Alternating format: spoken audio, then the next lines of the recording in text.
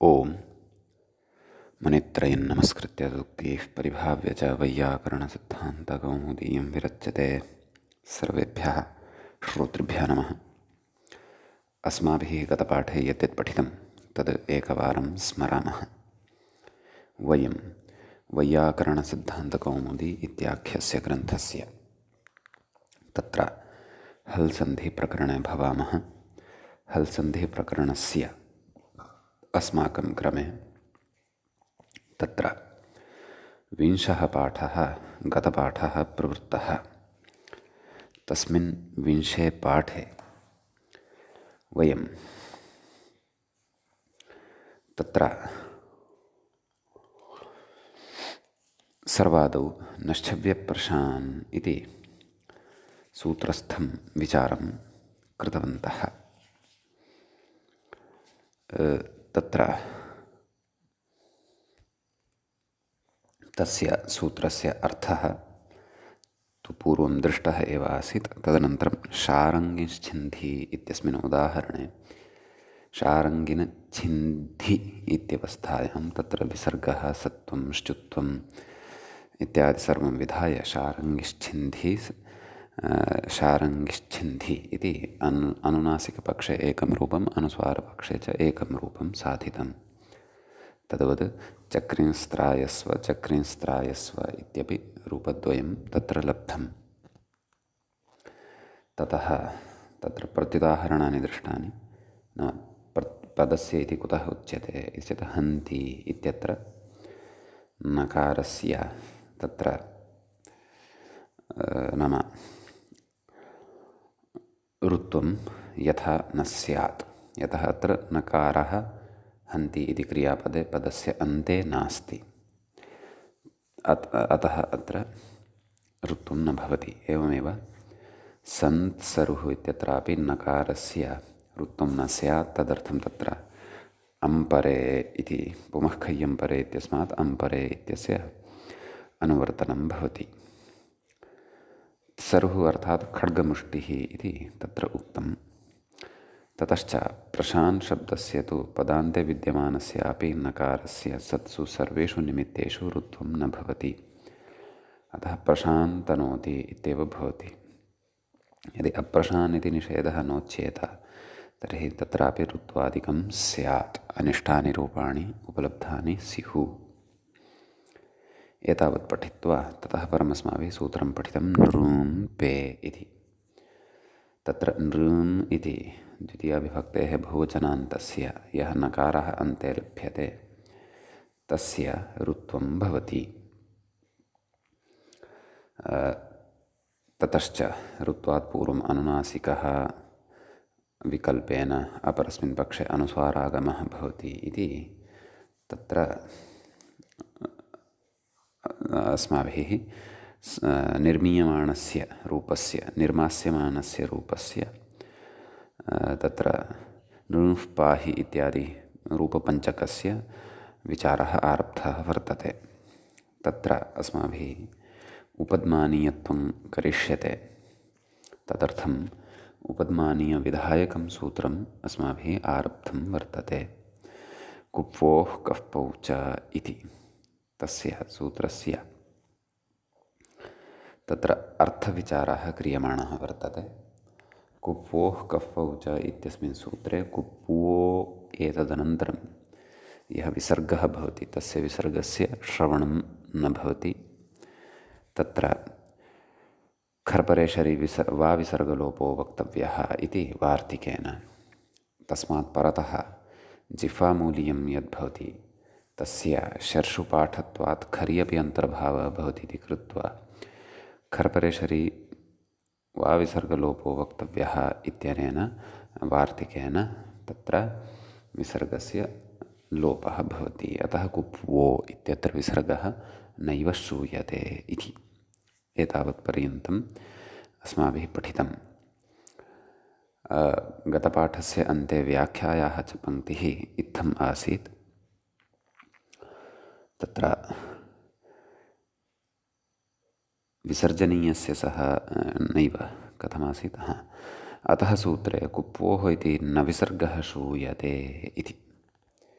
एतावदस्माभिः पठितमासीत्। इतः अग्रे अस्माभिः अधुना पठनीयं वर्तते। तत्र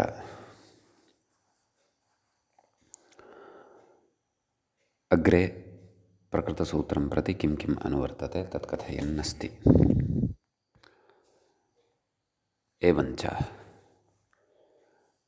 एकविंशः पाठः हल्सन्धिप्रकरणस्य अद्य आरब्धः भवति। तत्र अग्रे सरामः। किं कथयति व्याख्याता? विसर्जनीयस्य सः इत्यतः विसर्जनीयस्य इति अनुवर्तते। एवं खलु? किं सूत्रं प्रति? कुप्वोः कफ्पौ च इति सूत्रं प्रति। अनुवर्तनार्थं तु तत्र असिद्धत्वं बाधकं न भवति। तेषां पदानाम् अनुवर्तनं तु भवितुम् अर्हति। यत् अनुवर्तनम् अस्माभिः क्रियते, अस्माभिः स्वीक्रियते। अपि च अग्रे विद्यमानानि सूत्राणि त्रिपाद्यां प्राक्तनानां सूत्राणां परिचयम् आवहन्ति। प्राक्तनानि अग्रे अग्रे विद्यमानानां सूत्राणां परिचयं न आवहन्ति। तथापि गतसूत्रेषु विद्यमानेषु यानि पदानि भवन्ति तेषाम् अग्रिमसूत्राणि प्रति अनुवर्तनं विधेयं यदि, तर्हि तत्र असिद्धत्वविचारः बाधको न भवति। असम्बद्धत्वात् अस्तु। तर्हि विसर्जनीयस्य सः इत्यतः विसर्जनीयस्य इति अनुवर्तं तदाह अर्थात् सूत्रार्थं कथयति। पश्यन्तु। मूले कवर्गे इत्यादिना किमुक्तं? मूले कवर्गे पवर्गे च परे, कवर्गः यदा परतः भवति अथवा पवर्गः यदा परतः भवति तदा विसर्जनीयस्य क्रमात्, नाम विसर्जनीयस्य अर्थात् विसर्गस्य क्रमात् जिह्वामूलीय उपद्मानीयौ स्तः इति। नाम क्रमात् इति अर्थः कुतः लब्धः इति चेत् यथासङ्ख्यपरिभाषाश्रयणेन लब्धः। यथासङ्ख्यमनुदेशः समानाम् इति परिभाषाद्वारा लब्धः। अर्थात् यदा कवर्गः परतः भवति अथवा कवर्गस्थः कश्चन वर्णः परतः भवति, एकस्मिन् समये सर्वोऽपि कवर्गस्तु परतः भवितुं नार्हति, परन्तु कवर्गस्थः कश्चन वर्णः अत्र विवक्ष्यते। तर्हि कवर्गस्थः वर्णः यदा परतः भवति तदा तत्र विसर्गस्य स्थाने जिह्वामूलीयं भवति, जिह्वामूलीयः भवति।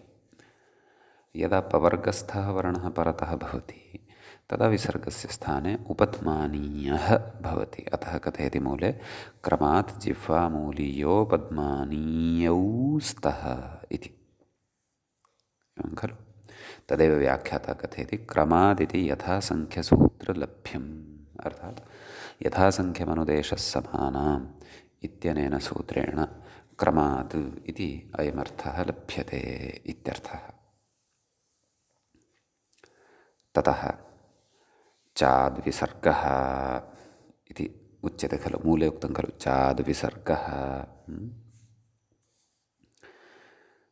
कथयति अग्रे व्याख्याता खरपरे शरि इत्यतः विसर्जनीयः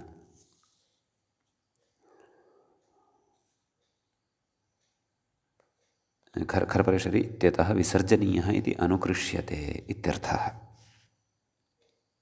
एवं खलु? पश्यन्तु, 37 सूत्रम् अस्मिन् पादे कुप्वोः कफ्पौ च इति भवति। एवं किल? तत्र शरपरे विसर्जनीयः 35 सूत्रं भवति। तस्मात् सूत्रात् विसर्जनीय इत्यस्य अनुकर्षणम् अर्थात् अनुवर्तनं भवति इति। एवं किल? अपि च विसर्जनीयस्य सः ततः अपि प्राक्तनं सूत्रम् अर्थात् 34 सूत्रं। तस्मात् तु तत्र विसर्जनीयस्य इत्यस्य अनुवर्तनं भवति। अर्थात् एतत् सूत्रं प्रति विसर्जनीयस्य इति षष्ठ्यन्तस्यापि अनुवर्तनं भवति, विसर्जनीयः इति प्रथमान्तस्यापि अनुवर्तनं भवति। सम्यक् कथयति चकारः पक्षे विसर्गसमुच्चयार्थः इति यावत् कुप्वोः कफ्पौ च इत्यस्मिन् सूत्रे चकारः कुतः पठितः अर्थात् अयं जिह्वामूलीयः अथवा अयम् उपधमानीयः नित्यः न स्यात्, नित्यतया न प्रवर्तेत, परन्तु पाक्षिकः स्यात्, पक्षे विसर्गोऽपि स्यात्। तदर्थं तत्र नाम चकारः अत्र पठ्यते। चकारबलेन तत्र शर्परे विसर्जनीयः इत्यस्मात् विसर्जनीयः इत्यस्य अत्र अनुकर्षणमपि भवति, विकल्पः अपि सिद्धः भवति। तर्हि एकस्मिन् पक्षे, यस्मिन् पक्षे जिह्वामूलीयो पद्मानीयौ न भवतः तस्मिन् पक्षे सः विसर्गः तथैव तिष्ठति। कथयति अग्रे, अन्यथा जिह्वामूलीयो पद्मानीयाभ्याम् एवं किल विसर्गस्य बाधः एव स्यात् इति भावः। जिह्वामूलीयः अपि च उपद्मानीयः यः वर्तते तेन सर्वात्मना विसर्गस्य बाधः एव स्यात्, सः तु नापेक्षितः।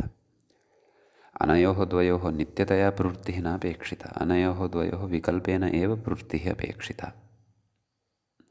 अतः च इति वर्णः अतिरिक्तः पठितः, च इति पदम् अतिरिक्तं पठितं विसर्गस्यापि पक्षे समावेशार्थं सूत्रकारेण इति कथयति।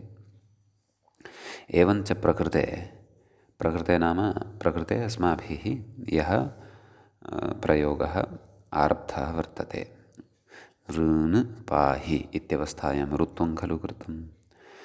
पक्षे एकस्मिन् पक्षे अनुस्वारः तस्मात् पूर्वम्, अपरस्मिन् पक्षे एकस्मिन् पक्षे अनुनासिकः, अपरस्मिन् पक्षे अनुस्वारागमः कृतः। तत्र खरवसानयोर्विसर्जनीयः इत्यनेन रेफस्य विसर्गः अपि कृतः वर्तते, एवं खलु। तस्य नित्यतया खरवसानयोर्विसर्जनीयः इत्यनेन एव वस्तुतः नित्यतया विसर्गः प्राप्यमाणः अस्ति, परन्तु तेनैव नित्यतया विसर्गे प्राप्ते कुप्वोः कफ्पौ च इति अस्माभिः आरब्धम्। अतः तत्र उभयत्रापि अनुनासिकपक्षे वा अनुस्वारपक्षे वा तत्र कथयन्नस्ति। प्रकृते, प्रकृते नाम अस्मिन् उदाहरणे नृः पाहि इत्यत्र पकारे परे, पाहि इत्यस्य क्रियापदस्य आद्यः वर्णः पकारः परतः अस्ति एव। तस्मिन् पकारे परे विसर्गस्य सत्त्वं बाधित्वा, नाम विसर्गस्य सत्त्वं यत् प्राप्यमाणम् आसीत् केन तत्र विसर्जनीयस्य सः, एवं खलु।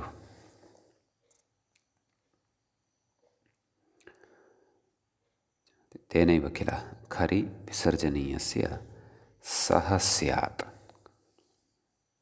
खरि खरप्रत्याहारे पकारः अन्तर्भवति, अतः कथयति विसर्गस्य सत्त्वं बाधित्वा, तस्य बाधः अत्र भवति। कदाचित् उपध्मानीयः कदाचित् विसर्गः, नाम एकस्मिन् पक्षे उपध्मानीयः अपरस्मिन् पक्षे विसर्गः भवति इति, एवं खलु। तयोः उच्चारणे भेदः, उभयोः उच्चारणे भेदः भवति। नृः पाहि इति विसर्गस्य उच्चारणं, नृः पाहि इति उपध्मानीयस्य उच्चारणं, नाम पूर्णतया विसर्गः नोच्चार्यते। अर्धविसर्गसदृशौ जिह्वामूलीयो पद्मानीयौ इति तत्र शिक्षायाम् उक्तं खलु। अर्थात् शिक्षावचनस्य अभिप्रायं संज्ञाप्रकरणे प्रकटितवान् खलु ग्रन्थकारः। नाम एकेन प्रकारेण विसर्गः एव अस्ति एषः, परन्तु अर्धविसर्गः अस्ति, पूर्णतया विसर्गः नास्ति इति। यावदुच्चारणं विसर्गस्य भवति तस्मात् अर्धम् एव उच्चारणम् अथवा अर्धम् एव अस्तित्वम् अस्य भवति, उच्चारणे भेदः भवति। विसर्गस्य तु साक्षात् कण्ठः इति उच्चारणस्थानं, जिह्वामूलीयस्य जिह्वामूलीयम्, उपध्मानीयस्य ओष्ठौ स्थानत्वेन अस्माभिः पठितौ। सम्यक्। अग्रे कथयति, इहादेशयोः अर्थात् इह आदेशयोः कपौ उच्चारणार्थौ इति, नाम सूत्रे कुप्वोः कः पौ इति खलु उक्तं। तत्र अह्क इत्यनेन किं विवक्षितं? जिह्वामूलीयः। अह्पौ इत्यनेन कः विवक्षितः? उपधमानीयः। तर्हि तत्र ककारः दृश्यते सूत्रे, पकारोऽपि दृश्यते, तर्हि ककारव्यञ्जनसहितः अयं जिह्वामूलीयः स्यात् इति तु न भ्रमितव्यम्। अथवा पकार इति व्यञ्जनसहितः उपधमानीयः स्यात् इति तु न भ्रमितव्यम्। तत्सूत्रे अस्ति इति कृत्वा एतादृशी शङ्का तु न कर्तव्या। तस्याः शङ्कायाः निवारणं करोति व्याख्याता। कथयति, तौ उच्चारणार्थौ स्तः केवलौ, नाम अत्र जिह्वामूलीयं भवति, जिह्वामूलीयः भवति, उपधमानीयः च भवति, स च ककारे परे पकारे परे च भवति इति उच्चारणसौकर्यार्थं सूत्रे तयोः द्वयोः ग्रहणं कृतं वर्तते।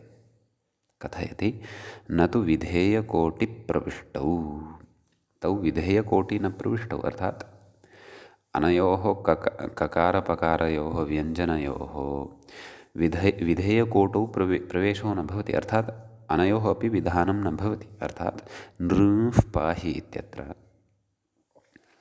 विसर्गस्य स्थाने तादृशं जिह्वामूलीयं यस्मात् परतः पकारः स्यात्, यथा सूत्रे दृश्यते खलु। एतादृशं न शङ्कनीयं। तर्हि रूपं कथं स्यात्? नृः पाहि, एवं खलु। परन्तु तथा नास्ति। सः पकारः उच्चारणार्थः, उच्चारणसौकर्यार्थः स्वीकृतः वर्तते। विधेयत्वेन तु तस्य परिगणनं न भवति इति। विधेयत्वेन तु ककारे परे अर्धविसर्गस्य केवलस्य जिह्वामूलीयस्य, पकारे च परतः अर्धविसर्गस्य केवलस्य उपधमानीयस्य, कवर्गे परतः अथवा पवर्गे परतः इत्यपि वक्तुं शक्यते इति काचित् स्पष्टता कृता। अधुना अत्र उदाहरणानां तत्र कथनात् पूर्वं व्याख्यात्रा केचन विशेषाः अत्र उच्यमानाः वर्तन्ते। सम्यक्। ते विशेषाः अवश्यम् अवधानेन श्रोतव्याः। सूत्रेषु बाध्यबाधकभावः कश्चन उच्यमानः वर्तते। कथयति, ननु कुप्वोः इति, कुप्वोः कः पौ च इति जिह्वामूलीयोपध्मानीयविसर्गविधिना, एवं किल, त्रयः विधयः एतेन क्रियन्ते। कवर्गे परे जिह्वामूलीयविधानं, पवर्गे परे उपध्मानीयविधानं। यत्र जिह्वामूलीयः न भवति, उपध्मानीयः न भवति, तदभावपक्षे विसर्गविधानं च। सम्यक्। कथयति, कुप्वोः इति जिह्वामूलीयोपध्मानीयविसर्गविधिना यथा विसर्जनीयस्य सत्वं बाध्यते। विसर्जनीयस्य सः सूत्रं क्व वर्तते? तद् अवधानेन अष्टाध्यायीं पुरतः कृत्वा तत्रापि दृष्टिं प्रसारयन्तः भवन्तु, ततः परमेव अत्रत्यः विषयः स्पष्टः भविष्यति। इति चेत् चतुस्त्रिंशं सूत्रं तद् किं विसर्जनीयस्य सः। कथयति, यथा विसर्जनीयस्य सत्वं बाध्यते, तेन खलु सत्वं प्राप्तमासीत् विसर्गस्य स्थाने, अतः तस्य बाधः कृतः केन? कुप्वोः कः पौ च इत्यनेन। तथा शर्परे विसर्जनीयः इति विसर्गविधिरपि बाध्यते। एवं किल? शर्परे विसर्जनीयः, कः तस्य अर्थः? शर्परे खरि,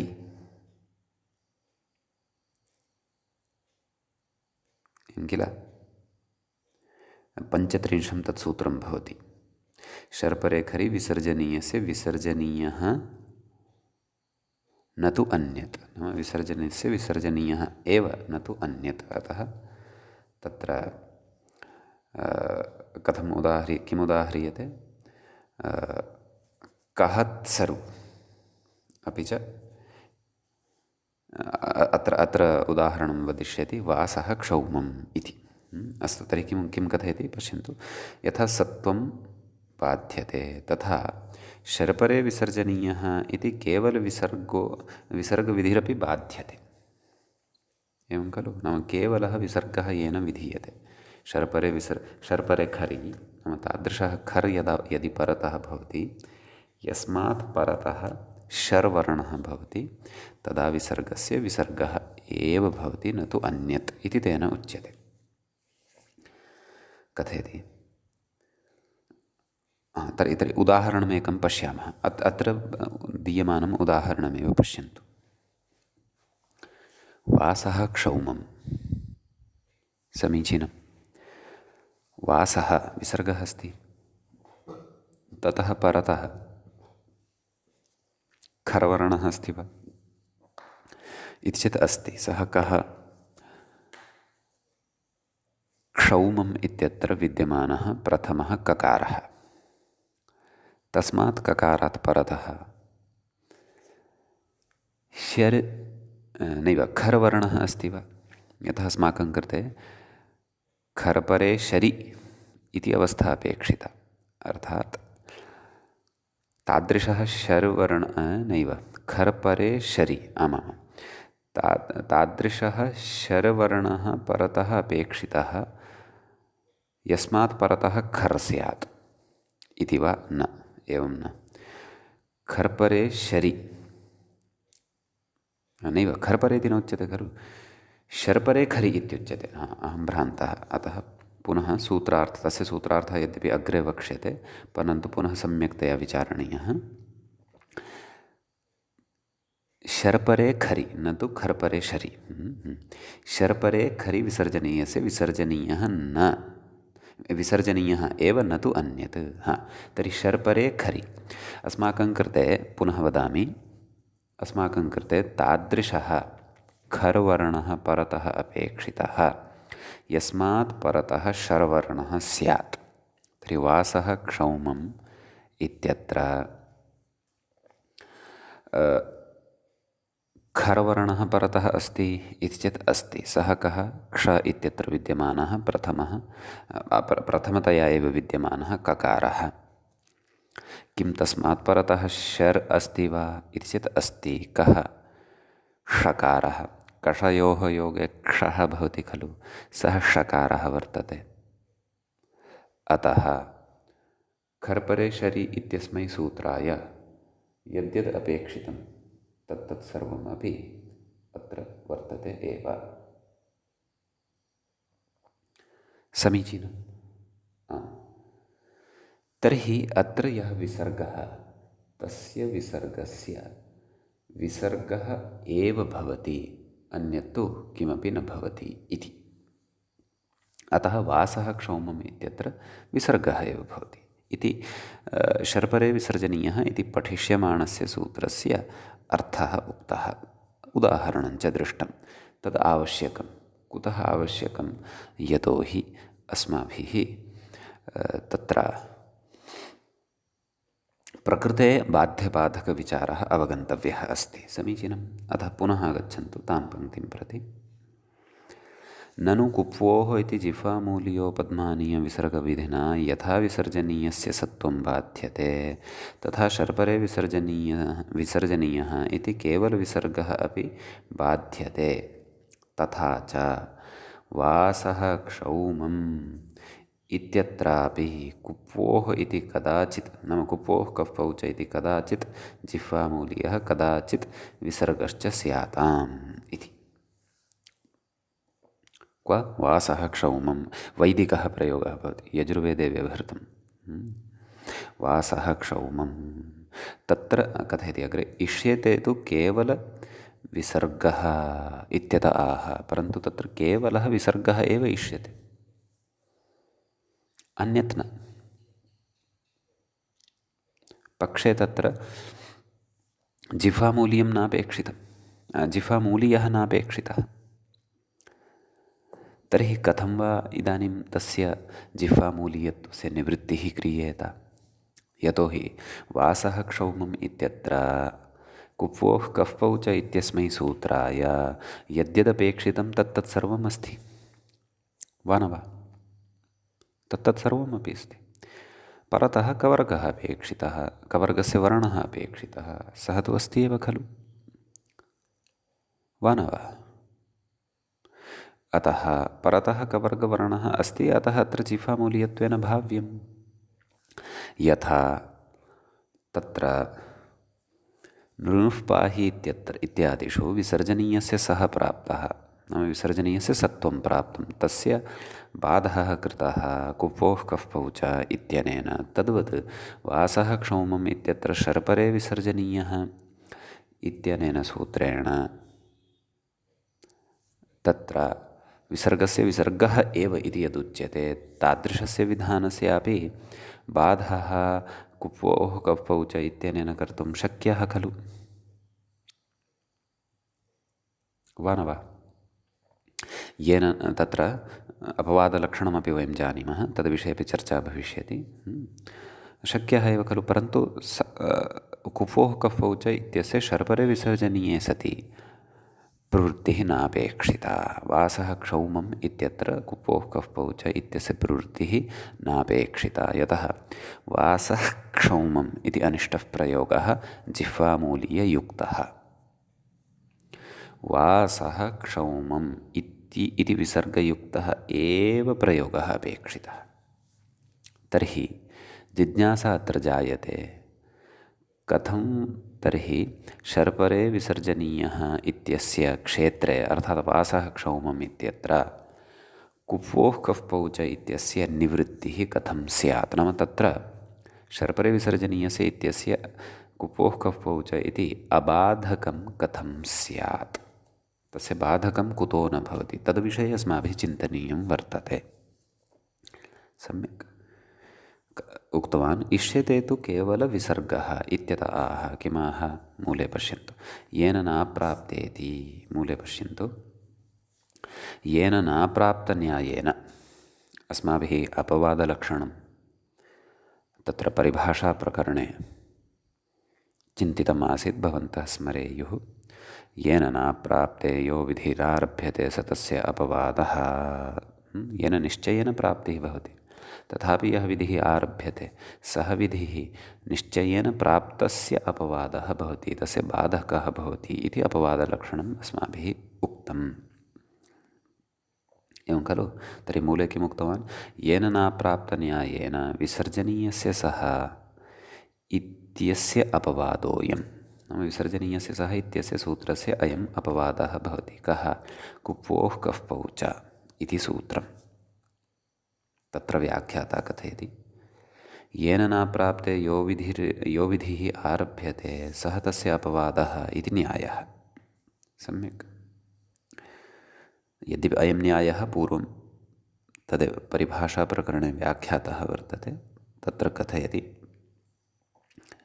प्राप्ते इति भावे क्तः, येन न अप्राप्ते, न प्राप्ते, अर्थात् निश्चयेन प्राप्ते इत्यर्थः खलु? तत्र प्राप्ते इत्यत्र प्र उपसर्गपूर्वकात् आप्लु व्याप्तौ इत्यस्मात् धातोः क्तप्रत्ययः यः विहितः सः क्तप्रत्ययः भावे वर्तते इति कथयति। अग्रे कथयति, येन इति कर्तरि तृतीया। क्व न्याये यदि येन इति अस्ति तत् कर्तरि तृतीया वर्तते। कथयति, कर्तृकर्मणोः इति षष्ठी तु न भवति, एषः अग्रे कारकस्थः विचारः श्रोतव्यः। नाम कर्तृकर्मणोः कृति इत्यनेन सूत्रेण कृद्योगे कर्तरिषष्ठी भवति। अतः कृदन्तं किं प्राप्ते इति पदं तद्योगे कर्ता कः तत्र यः येन इति कर्तरि तृतीया इत्युक्तं खलु, तर्हि तस्मिन् कर्तरि षष्ठी स्यात्। यस्य न प्राप्ते इति स्यात्, परन्तु तत्र कर्तरि षष्ठी न भवति। कुतः? तत्र निषेधः एकः वर्तते, न लोक इति निषेधात्। न लोक अर्थात् न लोकाब्जयनिष्ठा खलर्थतृणाम् इति। तञ्च निषेधं वयम् अग्रे द्रक्ष्यामः। समीचीनम्। ततः कथयति द्वौ नञौ आवश्यकत्वं द्योतयतः न अप्राप्ते। न इति एकः नै, अप्राप्ते इत्यत्र अपरः नै। न प्राप्ते अप्राप्ते, न अप्राप्ते नाप्राप्ते। सम्यक्। अतः द्वौ नञौ आवश्यकत्वं द्योतयतः। सम्यक्। तर्हि अग्रे कथयति यस्य विधेः अवश्यं प्राप्तौ सत्याम् इत्यर्थः। नाम यस्य विधेः अवश्यतया प्राप्तिः भवति, सः कस्मिंश्चित् स्थाने प्राप्तः एव भवति। तत्र यः अन्यः विधिः आरभते सः विधिः तस्य प्राप्तस्य अपवादः भवति, अर्थात् तस्य बाधकः भवति इत्यर्थः। अग्रे कथयति अनेन न्यायेन कुप्वोः इति विधिः विसर्जनीयस्य सः इत्यस्य एव अपवादः इति। एवं खलु। कुतः कथयति सत्त्वे प्राप्ते एव तदारम्भात् इति। एवं खलु। नाम नृः पाहि इत्यत्र तेन सत्त्वं प्राप्तं भवति, अथवा अन्येषु उदाहरणेषु अपि यत्र यत्र तस्य प्राप्तिः भवति। सत्त्वे प्राप्ते तत्र अवश्यं सत्त्वस्य प्राप्तिः भवति। अतः अवश्यं प्राप्तौ सत्यां तत्रैव समाने स्थले समानेषु च निमित्तेषु यः विधिः आरभ्यते। तर्हि कः विधिः आरब्धः? कुप्वोः कफ्पौ च सः तस्य निश्चयेन प्राप्तस्य अथवा अवश्यं प्राप्तस्य विसर्गस्य सत्त्वस्य, विसर्जनीयस्य सः इत्यनेन विहितस्य सत्त्वस्य अपवादः भवति, तस्य बाधकः भवति। अतः नृः पाहि इत्यादिषु प्रयोगेषु सत्त्वं न भवति, परन्तु सत्त्वं प्रबाध्य अपवादः जिह्वामूलीयः उपदमानीयः एव भवति। अतः एव तत्र व्याख्यात्रा स्पष्टतया उक्तं, नाम सत्त्वे प्राप्ते एव तदारम्भात्। नाम सत्त्वं प्राप्तं भवति, अतः निश्चयेन प्राप्तं भवति, अतः तस्य आरम्भः यः कृतः भवति तेन आरम्भेण तद् येन नाप्राप्ति इति येन नाप्राप्ते इति न्यायस्य च तत्र प्रवृत्त्या प्रकृते सत्त्वं बाधितं भवति। अतः तत्र विकल्पेन उपदमानीयः भवति इति। सम्यक्। अग्रे कथयति यः विचारः अस्माभिः आरब्धः वर्तते वासः क्षौमम् इत्यत्र, तत्रापि बुद्धिः स्थापनीया। अग्रे कथयति शर्परे विसर्जनीयः इत्यस्य तु कुप्वोः इति नापवादः। एवं खलु। नाम वासः क्षौमम् इत्यत्र विसर्गस्य विसर्गः एव भवतु, न तु अन्यत् इति केन उच्यते? शर्परे विसर्जनीयः इत्यनेन उच्यते।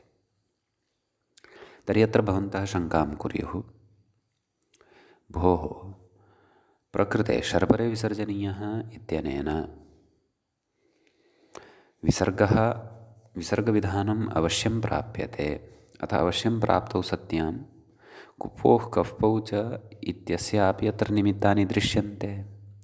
अतः अवश्यं विसर्गप्राप्तौ सत्यां कुप्वोः कफ्पौ च इति सूत्रम् अत्र शर्परे विसर्जनीयस्य इत्यस्य अपवादः स्यात् खलु।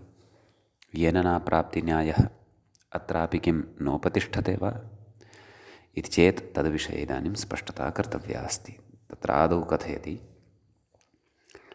नाम शर्परे विसर्जनीयः इत्यस्य तु कुप्वोः इति नापवादः, तस्य कुप्वोः कः पौच इति अपवादः न भवति इति।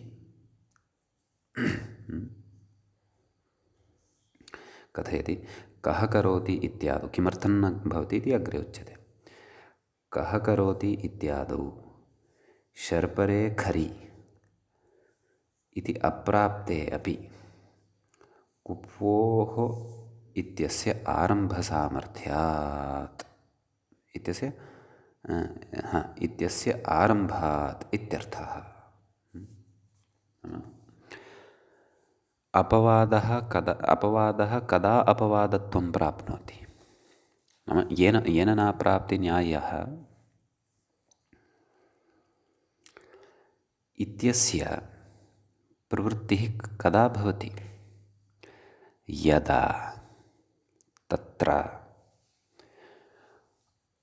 अपवादत्वेन यत् सूत्रं वयं चिन्तयन्तः स्मः तस्य अखिलेपि क्षेत्रे, नाम तेन यत्र यत्र कार्यं कर्तुं शक्यते तत्र सर्वत्रापि उत्सर्गशास्त्रस्य प्राप्तिः स्यात्। उत्सर्गशास्त्रं नाम यस्य बाधः क्रियते, एवं खलु। नृः पाहि अथवा कुप्वोः कः पौच इत्यनेन सूत्रेण पवर्गे परे विसर्गस्य उपध्मानीयः क्रियते खलु विकल्पेन। तर्हि प्रकृते नाम कुप्वोः कः पौच इत्यस्य निमित्तानि यत्र सन्ति, यत्र अस्य प्राप्तिः यत्र एतेन कार्यं कर्तव्यं तत्र सर्वत्रापि, नाम कुप्वोः कः पौच इत्यस्य सर्वस्मिन्नपि क्षेत्रे विसर्जनीयस्य सः निश्चयेन प्राप्नोति। किमपि एकमेव उदाहरणं दृष्ट्वा तत्र निश्चयः न कर्तव्यः। यद् अत्र विसर्जनीयस्य सः इति निश्चयेन प्राप्नोति, अतः कुप्वोः कः पौच इति यः विधिः आरब्धः, अतः सः विसर्जनीयस्य सः इत्यस्य अपवादः भवति। तत्र अपेक्षितः विषयः कः, तत्र पुनः अवधानं कुर्वन्तु, ध्यानेन च शृण्वन्तु, व्याख्यां पश्चात् पश्यामः। नाम अवश्यं यस्य प्राप्तिः भवति तस्य सर्वदा अपि, नाम सर्वेषु अपि क्षेत्रेषु कस्य येन बाधः क्रियते, यः अपवादः भवति, अपवादस्य सर्वेषु अपि क्षेत्रेषु तस्य उत्सर्गशास्त्रस्य, नाम यस्य बाधः क्रियते, निश्चयेन प्राप्तिः स्यात्। क्वचित् प्राप्तिः भवति, क्वचित् अन्यत्र प्राप्तिः न भवति इति न स्यात्। अतः भवन्तः द्रक्ष्यन्ति यत्र उपध्मानीयत्वं कर्तुं कुप्वोः कः पौच इति उपस्थितं भवति तत्र निश्चयेन विसर्जनीयस्य सः इत्यपि उपस्थितं भवत्येव। कुप्वोः कः पौच इत्यत्र उपध्मानीयविधानाय क्वचिदेव विसर्जनीयस्य सः इति प्राप्नोति, सर्वत्र न प्राप्नोति इति कदापि भवितुमेव नार्हति। निश्चयेन तस्य प्राप्तिः भवतु सर्वत्रापि, नाम उपध्मानीयस्य पक्षे, उपध्मानीयस्य उदाहरणेषु, तदा एव एषः नाम अपवादः तत्र अपवादत्वं भजते, अथवा कुप्वोः कः पौच इति अपवादः भवितुम् अर्हति। समीचीनं मन्ये अयं विषयः एकः यः श्रुतः सः बुद्धौ भवतां स्थितः। शर्परे विसर्जनीयः इत्यस्मिन् विषये तथा नास्ति। शर्परे विसर्जनीयः कुप्वोः कः पौच इत्यस्य यावत् क्षेत्रं वर्तते, यावन्ति उदाहरणानि सम्भवन्ति, तत्र सर्वत्र न प्राप्नोति। यथा एकम् उदाहरणमस्ति, कः करोति। कः करोति इत्यत्र यः विसर्गः अस्ति तस्य विसर्गस्य जिह्वामूलीयत्वं भवति कुप्वोः कफ्पौ च इत्यनेन। परन्तु तत्र शर्परे विसर्जनीयः इत्यस्य प्राप्तिरेव नास्ति। अवगम्यते वा न वा? तदर्थं तु विसर्गात् परतः तादृशः खर् अपेक्षितः भवति, यस्मात् परतः शर् स्यात्। कः करोति इत्यत्र विसर्गात् परतः खर् तु अस्ति। कः सः? ककारः। परन्तु ततः परतः शर् नास्ति। ततः परतः कः अस्ति? अकारः अस्ति। अतः अत्र तस्य प्राप्तिः न भवति। अतः कुप्वोः कफ्पौ च इत्यस्य सर्वस्मिन् अखिले अपि क्षेत्रे, विशिष्य जिह्वामूलीयपक्षे, शर्परे विसर्जनीयः सर्वत्र न प्राप्नोति, सर्वत्र अवश्यं न प्राप्नोति, क्वचित् प्राप्नोति, वासः क्षौमम् इत्यत्र। अपि च कः करोति इत्यत्र न प्राप्नोति। अतः निश्चयेन नाम अवश्यतया अस्य सर्वेषु उदाहरणेषु कुप्वोः कफ्पौ च इत्यस्य सर्वेषु उदाहरणेषु प्रवृत्तिः न भवति इति कृत्वा एतस्य कस्य शर्परे विसर्जनीयस्य इत्यस्य अपवादः कुप्वोः कफ्पौ च इति न भवति। सम्यक् तत् कथयन्नस्ति व्याख्याता। पश्यन्तु, शर्परे विसर्जनीयः इत्यस्य तु कुप्वोः इति नापवादः। व्याख्यानं पश्यन्तु। कुतः अग्रे कथयति? कः करोति इत्यादौ शर्परी इति अप्राप्ते अपि कुप्वोः इति इत्यस्य आरम्भसामर्थ्यात्। कः करोति इत्यत्र शर्परे विसर्जनीयः क्व प्राप्नोति? न खलु प्राप्नोति।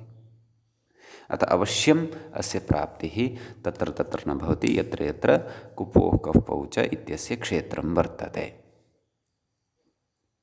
समीचीनम्। अतः तेन किं? तेन पश्यन्तु, मूले उक्तं तेनेति। तेन वासः क्षौमम् इत्यादौ विसर्गः एव।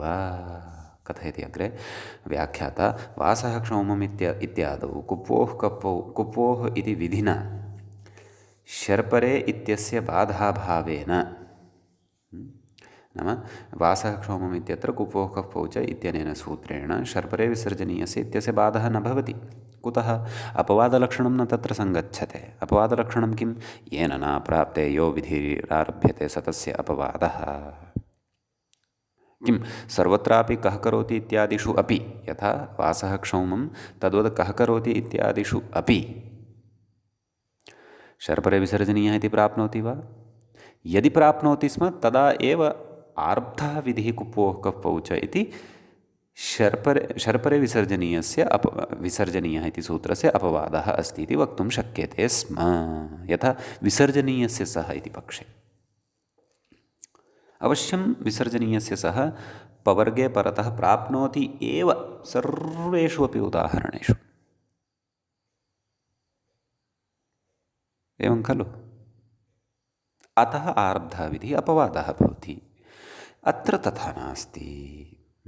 कथयति? कुप्वोः इति विधिना शर्परे इत्यस्य बाधाभावेन शर्परे खरि, नाम शर्परे खरि इत्यस्य कः अभिप्रायः?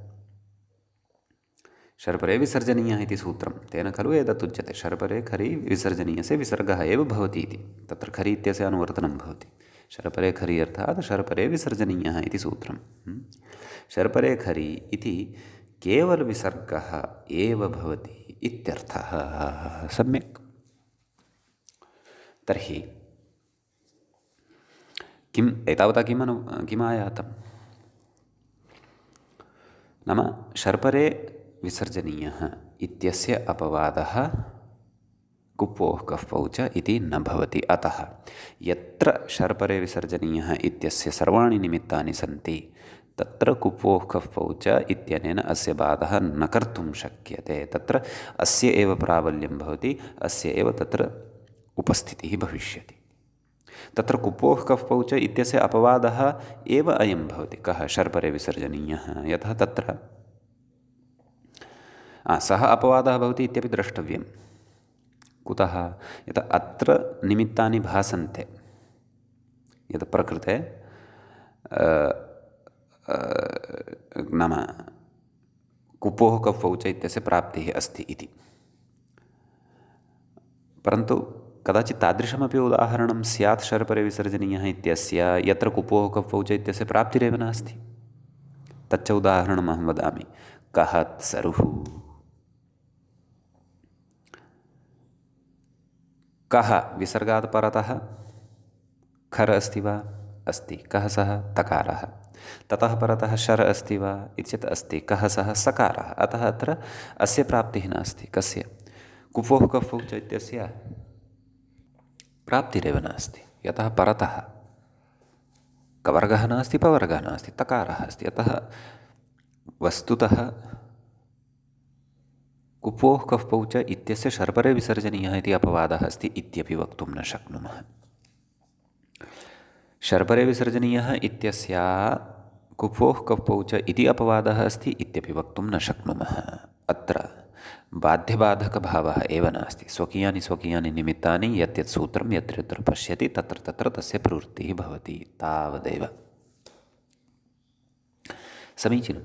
तर्हि विशेषः अत्र अतीव अद्य भवद्भिः ज्ञातः अथवा अस्माभिः चर्चितः यत् येन न प्राप्ते इति कदा नियमः उपतिष्ठते। केवलम् एकम् उदाहरणं दृष्ट्वा एव येन न प्राप्ते इति अपवादलक्षणस्य प्रवर्तनं कर्तुं न शक्नुमः।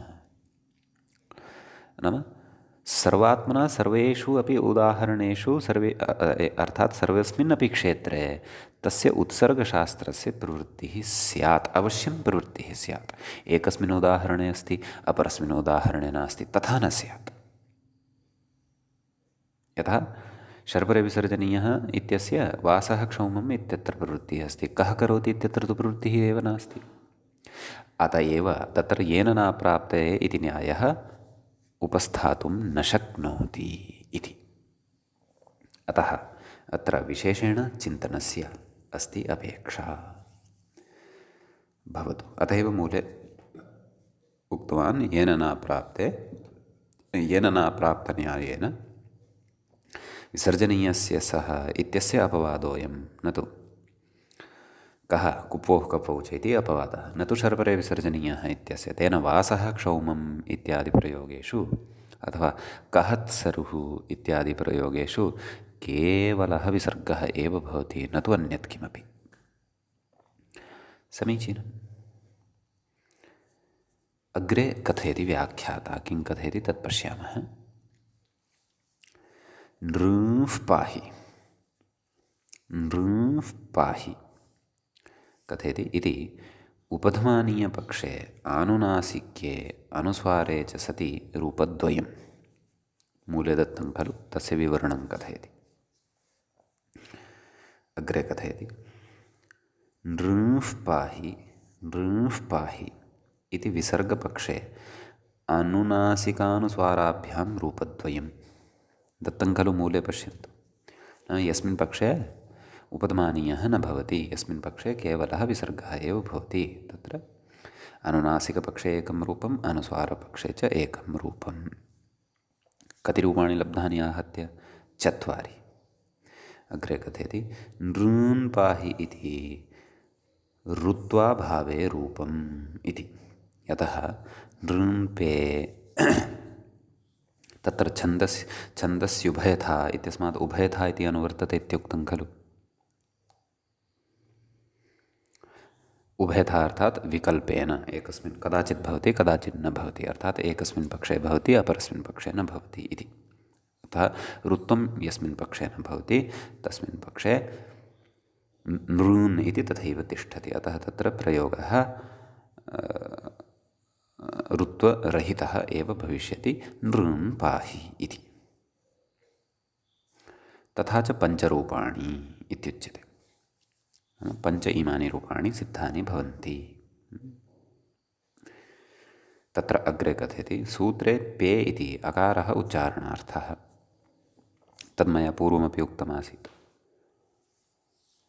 अन्यथा पि इति पठेत् नृन्पि, परन्तु उच्चारणसौकर्याय इकारापेक्षया अकारे उच्चारणं पश्यन् अकारमेव उच्चारितवान् नृन्पे।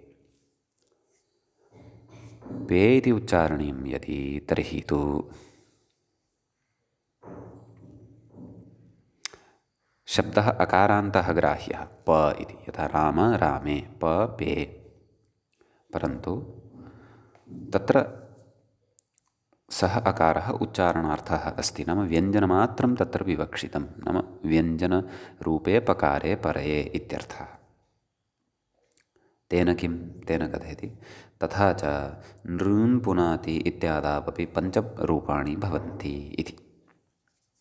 नृन् पुनाति इत्यत्रापि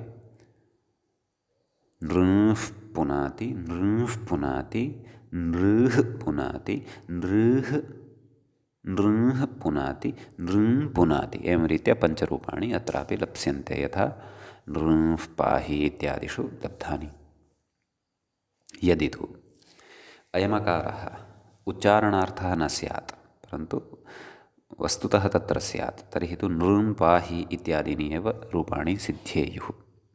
तत्र पकारात् परतः अकारः अस्ति, दीर्घः आकारः अस्ति। नृन् पुनाति इत्यादिषु न सिद्ध्येयुः। अतः व्याख्यानात् प्रयोगान् दृष्ट्वा व्याख्यानम् अत्र क्रियते यत् तत्र पे इत्यत्र मूलशब्दः यः अस्ति प, तत्र अकारः केवलः उच्चारणार्थः वर्तते, वस्तुतः सः तत्र नास्ति इत्येव। समीचीनम् इति एतावान् विशेषः तत्र सम्पन्नः भवति नृन् पे इति सूत्रस्थः, कुप्वोः कफ्पौ च इति सूत्रस्थश्च। समीचीनम्। इदानीं वयम् अग्रिमं सूत्रं प्रविशामः। तत्र अग्रिमं सूत्रं भवति कानां रेडिते इति। तस्य पदच्छेदं पश्यामः।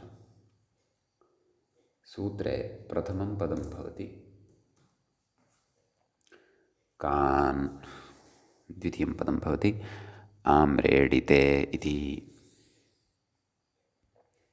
तत्र कान् इत्यत्र का विभक्तिः अस्ति तद्विषये स्पष्टीकरोति व्याख्याता। पश्यन्तु, कान् इति द्वितीयान्तशब्दस्वरूपपरं किमुक्तवान्?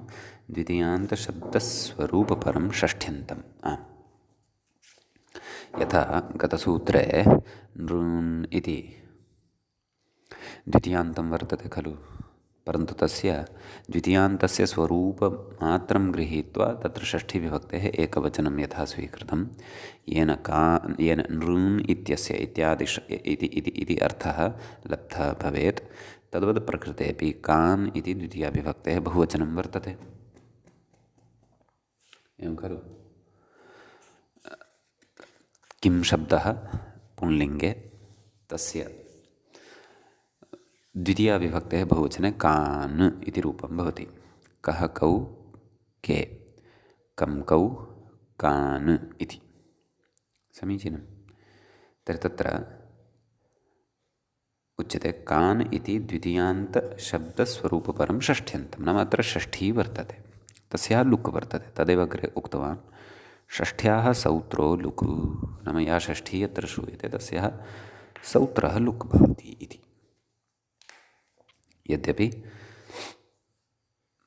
तत्र प्रयोगवेलायां तु द्वितीयान्तम् एव गृहीष्यते कान् इति रूपं, परन्तु सूत्रार्थकथनाय प्रकृते षष्ठ्यन्तम् इदमत्र मन्यते। कथयति नलोपाभावोऽपि सौत्र एव। तर्हि नलोपः प्रातिपदिकान्तस्य इत्यनेन पाणिनेः एव सूत्रेण नकारस्य लोपः खलु स्यात् इति चेत् तस्य अभावः अपि सौत्रः एव। नाम सौत्रत्वात् ऋषिसामर्थ्यात् आर्षत्वात् वा नकारलोपः अपि अत्र न भवति। अग्रे कथयति अलोन्त्यपरिभाषया अर्थात् अलोन्त्यस्य कान् शब्दान्तस्य नाम कान् शब्दः यः वर्तते अथवा कान् इति रूपं यद् वर्तते तस्य अन्ते यः वर्तते नकारः तस्य इति अर्थः लभ्यते। इदं सूत्रमपि ऋप्रकरणस्थं भवति इति वयं जानीमः। तत्र अन्तिमं सूत्रं ऋप्रकरणस्य इदं भवति कानां रेडिते। सम्यक्। अतः तत्र मतुवसोरुसम्बुद्धौ छन्दसि इत्यस्मात् ऋ इत्यनुवर्तते। तदेव व्याख्याता कथयन् अस्ति ऋ इत्यनुवर्तते। सम्यक्। तदाह कान्नकारस्येत्यादिना सूत्रार्थं पश्यन्तु। कान्नकारस्य अर्थात् द्वितीयाविभक्तेः बहुवचने यः कान् इति भवति तत्र यः नकारः तस्य नकारस्य रुः स्यात् कदा आम्रेडिते परे। तत्र आम्रेडिते इति सप्तमी विभक्तिः खलु वर्तते। सा च सप्तमी निमित्तसप्तमी तस्मिन् इति निर्दिष्टे पूर्वस्य। अतः आम्रेडितसंज्ञकः वर्णः परतः अपेक्षितः। आम्रेडितञ्च नाम किम् इति अस्माभिः तत्र पूर्वस्मिन् प्रकरणे अच्सन्धिप्रकरणे पठितमेव। पठत् पठदिति इत्यादीनि रूपाणि यदा साधितानि तस्य परमाम्रेडितम् इति खलु उक्तं। नाम यस्य द्वित्वं विधीयते तत्र द्वयोः मध्ये यः परः भवति तस्य आम्रेडितसंज्ञा भवति। तस्य परम् आम्रेडितम् इत्युक्तं तस्य नाम यस्य द्वित्वं कृतं भवति। द्वित्वसमुदाये यः परतः भवति तस्य आम्रेडितसंज्ञा अस्तु। तर्हि रूपम् अस्माभिः साधनीयं। कांस्कान् इति रूपं साधयिष्यते। तत्र व्याख्याता कथयति सम्पुङ्कानामिति नाम सम्पुङ्कानां सो वक्तव्यः इत्यनेन सकारो भवति इत्यर्थः। अतः तत्र कथयति क्रमशः रूपसिद्धिं कथयति व्याख्याता। पश्यन्तु किम्। कान् इत्यस्य वीप्सायां द्विर्वचने वीप्सायां द्विर्वचनम् अग्रे अस्माभिः पठिष्यते द्विरुक्तप्रकरणे। तत्र सूत्राणि सर्वस्य द्वे नित्यवीप्सयोः इत्यादिभिः सूत्रैः तत्र पठिष्यते द्वित्वविषयोऽपि। तर्हि कान् इति शब्दस्य वीप्सायां द्वित्वं क्रियते कान्। यथा वाक्यप्रयोगः एवं किं भोः भवान् सभायां कान् काञ्जनान् दृष्टवान् इति। तत्र वीप्सा वर्तते।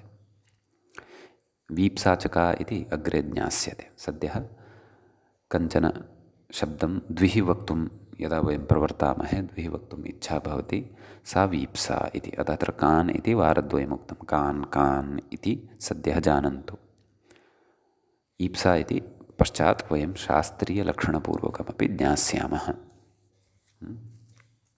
तर्हि कान् कान् इति स्थिते प्रथमनकारस्य ऋत्वे केन कानां रेडिते। यतः अत्र कान् कान् इति द्वित्वं कृतं।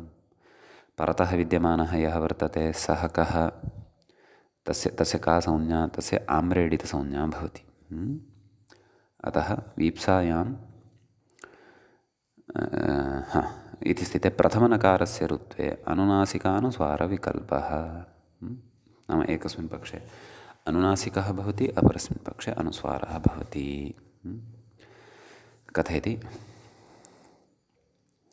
नकारस्य खलु ऋत्वं विहितं प्रथमकान् इत्यस्य नकारस्य कुतः आम्रेडितसंज्ञकः परतः अपेक्षितः। द्वितीयस्य नकारस्य रुत्वस्य विषये नोच्यते, तदपि अवधानं कर्तव्यम्। कथयति रेफस्य विसर्गः केन करवसानयोर्विसर्जनीयः, तस्य विसर्जनीयस्य सः इति सत्वं बाधित्वा कुपोः कफौ च इति प्राप्तौ सम्पुङ्कानाम् इति सत्वं, नाम प्रकृते न तु सत्वम् अपेक्षितं, नैव सत्वमेव अपेक्षितं, परन्तु विसर्जनीयस्य सः इत्यस्य अपवादः खलु, कः, कुपोः कफौ च। अतः कुपोः कफौ च इत्यनेन प्रकृते जिह्वामूलीयः अपि च विसर्गः प्राप्यमाणः आसीत्, तदुभयमपि नापेक्षितम् अत्र इति कृत्वा सम्पुङ्कानां सो वक्तव्यः। सम्पुङ्कानां कान् अस्ति तत्र पठितं पश्यन्तु, एवं खलु। अतः कानाम् अर्थात् कान् इत्यस्य नकारात् लब्धः यः विसर्गः तस्यापि सत्वं भवतु, कुपोः कफौ च इत्यस्य बाधः भवतु, तदर्थं तत्र कान् शब्दः पठितः, अतः तेन सत्वं भवति। अतः रूपं कांस्कान् इति अनुनासिकपक्षे, कांस्कान् इति अनुस्वारपक्षे लब्धं भवति। सम्यक्। अत्र इतोपि विशेषः कश्चन वक्तव्यः वर्तते, तं विशेषं वयं श्वः द्रक्ष्यामः। श्वः एतत् सम्बद्धः विचारः इतोपि अग्रे चर्चनीयः वर्तते। अतः अद्यतनपाठाय तावत् अत्रैव वयं विरामं यच्छामः। मुनित्रयं नमस्कृत्य उक्तिः परिभाव्य च वैयाकरणसिद्धान्तकौमुदीयं विरच्यते। एवञ्च हल्सन्धिप्रकरणस्य अस्य 21 एषः पाठः सम्पन्नतां गतः। नमः सर्वेभ्यः श्रोतृभ्यः।